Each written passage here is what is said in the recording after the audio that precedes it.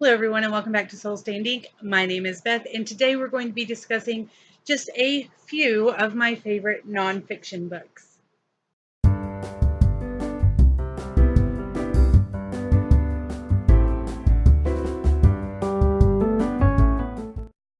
Like I said, this video is all about nonfiction books.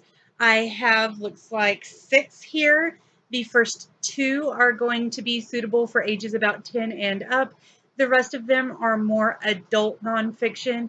These are by no means the only nonfiction I have or the only nonfiction I've read, but these are the ones that stuck with me enough that I had them on my favorite shelf, and I'm going to share them with you now. The first one I want to talk about is Headstrong by Rachel Swaby or Swaby, I'm not sure. This is 52 Women Who Changed Science and the World. And this is set up in different sections. So they talk about medicine, biology and the environment, genetics and development, physics, earth and stars, math and technology, and invention.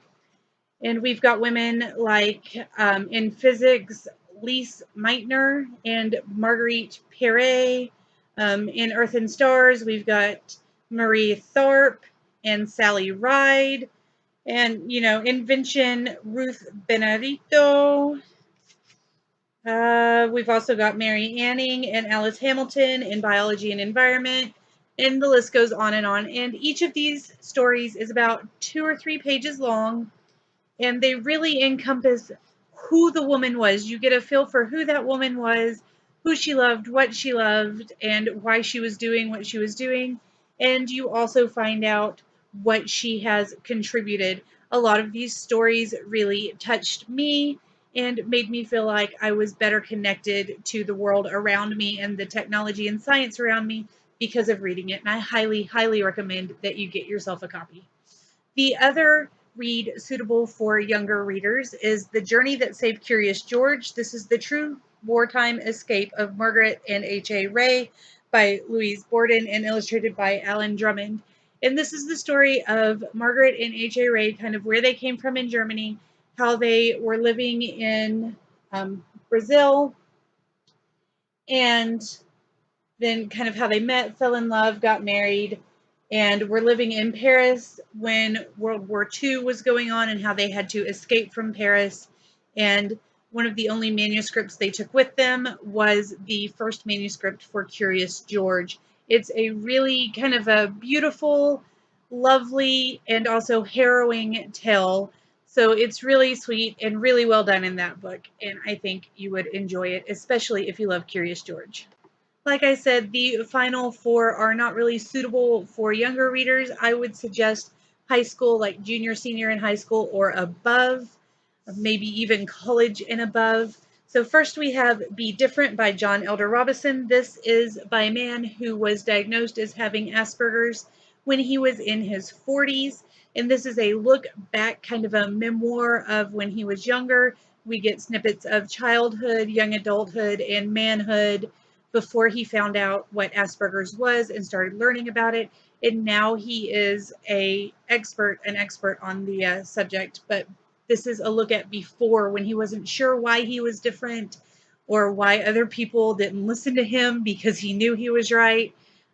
And some of it is kind of gross, and it's all from the viewpoint of this boy who is growing up in a semi-abusive family and is just very, very different from the other people around him. So it's not exactly a how to deal with Asperger's. It's not exactly a helpful guide to helping people with Asperger's or figuring out your own Asperger's, but it is a good look into what the world might be like for somebody with Asperger's. So if you would like that, I suggest you read some of John Elder Robinson's stuff.